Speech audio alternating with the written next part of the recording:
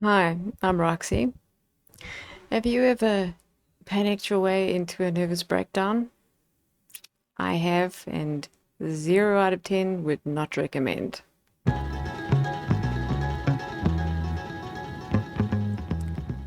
So, first of all, obligatory disclaimer, I'm not a medical professional of any kind. I'm just an illustrator and a graphic designer.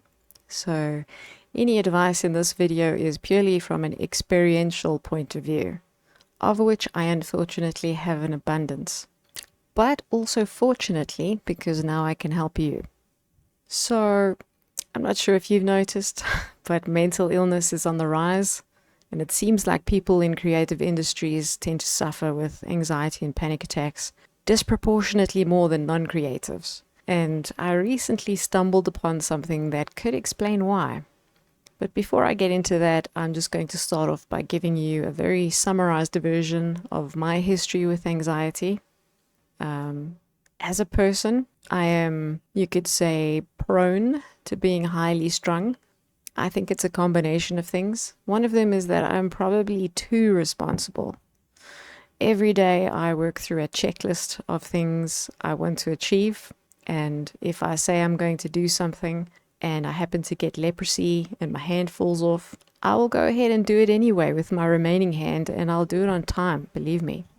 I'm very demanding of myself. So that's one thing that kind of predisposes me to being a bit highly strung. The other factor is that I live far too much in my own head. I've always been introspective. My imagination is vivid and my brain just never rests. The proverbial gears are always turning. And my loved ones will tell you that I'm not always exactly present for conversations. It's very easy for me to just zone out, experiencing the emotions of my thought life rather than living in the real physical world and properly reacting to my actual environment. I'm getting better through mindful meditation, which I use to combat stress. That really helps. But my default state, you could say, is the exact opposite of mindful meditation. I'm too much in my own head, and believe me, that's also an absolute breeding ground for anxiety. And I'm sure some of you listening see those qualities in yourself as well. That's not to say that if you don't, see those qualities in yourself that you're immune, because there are a bunch of different ways that anxiety can creep in and ruin your day, if not your life. I've had varying degrees of anxiety rear its ugly head in different periods of my life, but the panic attack started when I was 19. If you've ever had a panic attack, you'll know that most of the time there isn't even a definable trigger. You can just be lying there on your bed, not actively worrying about anything, and then suddenly you're plagued with this sense of impending doom. You're gripped with fear. And once you've had one panic attack, you start to fear the panic attacks themselves, which can ironically bring one on into panic disorder. It's really not a fun time. But what I've learned over the years is that panic attacks aren't these magical, unexplainable occurrences, even though it seems like there isn't, an obvious reason for the panic attack. If you start to analyze different facets of your life, if you really break up your existence into things like health, relationships, work satisfaction, spirituality, etc., etc., you can often see how one or more likely several areas of your life are out of balance. If you score them out of 10, maybe you'll have a few high scores. Like maybe your work satisfaction is a 10 because you really enjoy your job and you're really getting paid well and appreciated. But maybe your relationships are a 1 because you don't have any friends and you spend too much time arguing in the comments section. Maybe when you try and score your health, you're like, well, I don't smoke, but I never get off my ass and I'm addicted to Cinnabons, so maybe that's a 3. Whatever the case, I'm just making up nonsense here. But these low score areas of your life can build up, and sometimes you're just unlucky enough that they create this perfect storm and you end up having a proper nervous breakdown, which is what happened to me when I was in my early 30s. In one moment, there came a trigger point, I cracked, and after that, I became almost completely debilitated. I was barely eating, struggling to do the simplest of tasks, It would take me like 10 minutes to walk down a flight of stairs in order to keep my heart rate steady. I would have the most violent panic attacks that would have my muscles tensing like I was being shocked. There was no way I could sit or lie or stand that felt comfortable. I couldn't even get relief in my sleep because I would dream about the most horrible things, like serial killers. And I'd wake up with a sore body and a wet pillow from tensing and crying in my sleep. Even in that state, I refused to even entertain medication.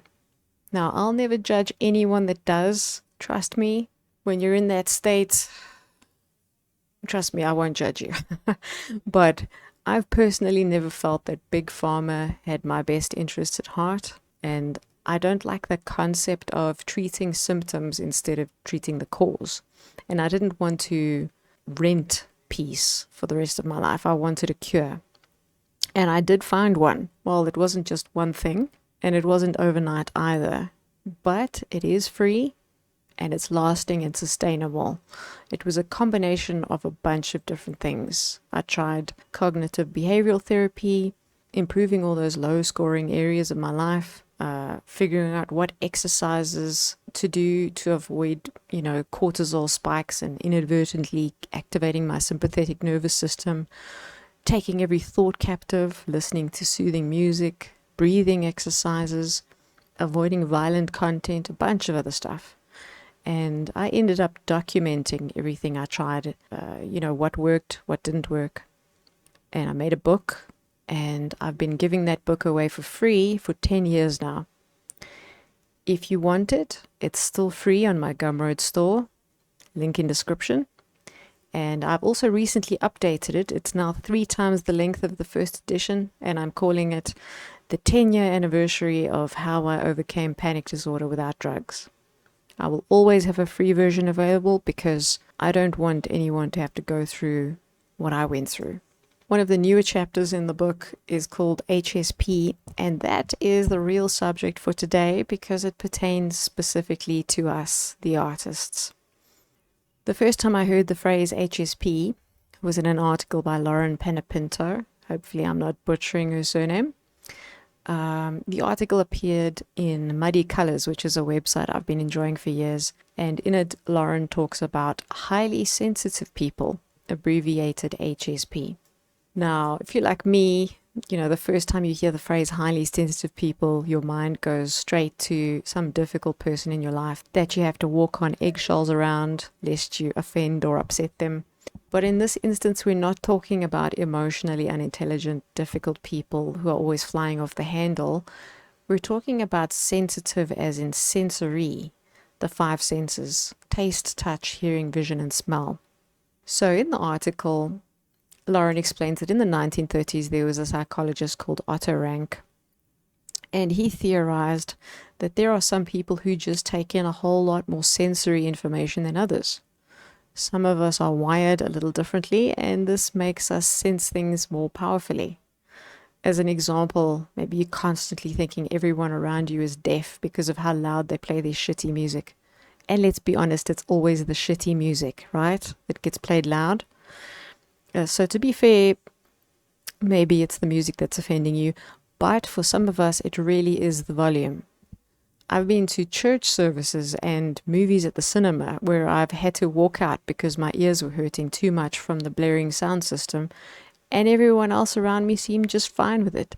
And sometimes it's also not just the volume, but the pitch. Like, I'd love to throttle the person that thought it was a good idea to package veggies in styrofoam and cling wrap. Those squeaky noises that assault my ears when I'm trying to rescue my broccoli from the packaging, it physically hurts my brain. I actually have to go into another room and block my ears while my husband unpackages the veggies for me. True story. That's just one sense, hearing. But I can also smell unwashed armpits from around the corner. I can taste when milk has gone rancid before my husband can. My eyes are sensitive too. I use a filter in a program called Flux to take away the bright glare on my monitor. And the worst is I seem to have a very low threshold for pain.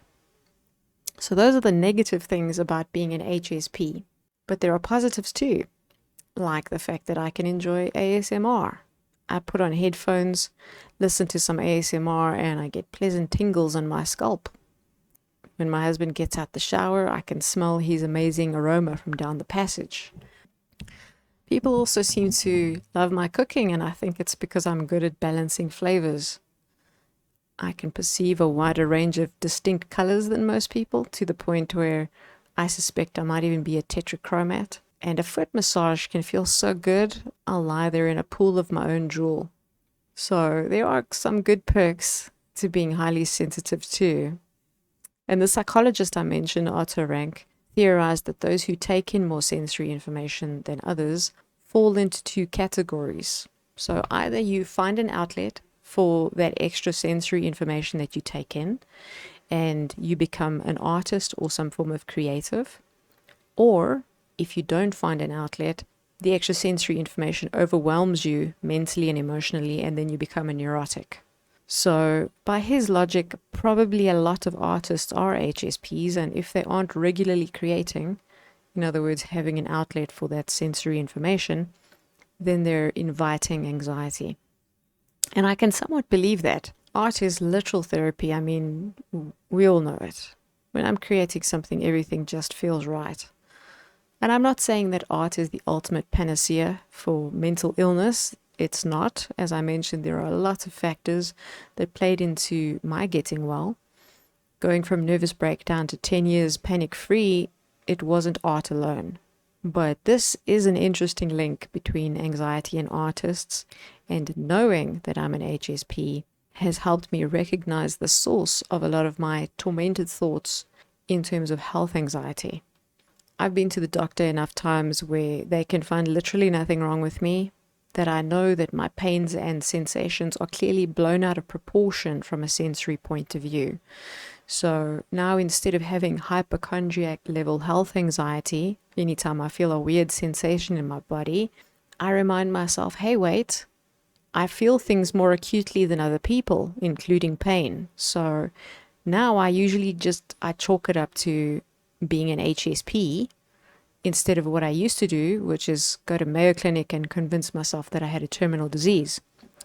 So my life is better for knowing that I'm an HSP. And most of the time I'm fine the next day. Interestingly, my GP suggested to me a while back that I may have fibromyalgia, which is a condition that researchers, get this, they believe amplifies painful sensations by affecting the way your brain and spinal cord process painful and non-painful signals. That sounds a lot like an aspect of HSP, doesn't it?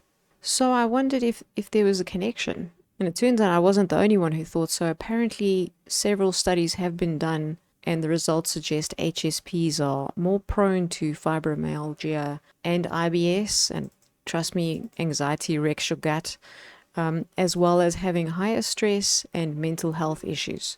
So it's all connected. And that's some research that I'll definitely be keeping my eye on. If you're wondering if there's a test to see if you're an HSP, the leading researcher on it is Dr. Elaine N. Aaron, and she's got a checklist on her website, link in description, which you can take for free.